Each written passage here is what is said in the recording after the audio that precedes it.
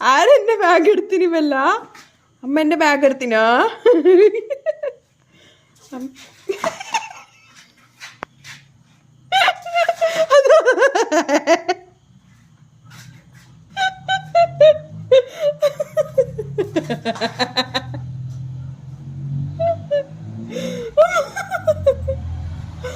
ആരെ വല്ല എന്റെ ബാഗ് എടുത്തിന് അല്ല എന്റെ ബാഗ് എടുത്തിന അമ്മ വിടണ്ട കേട്ടാ വിടണ്ട കേട്ടാ എന്റെ ബാഗ് എടുത്തിട്ട് പോവാൻ വിടണ്ട കേട്ടാ അവിടെ നോട്ടം നോക്ക്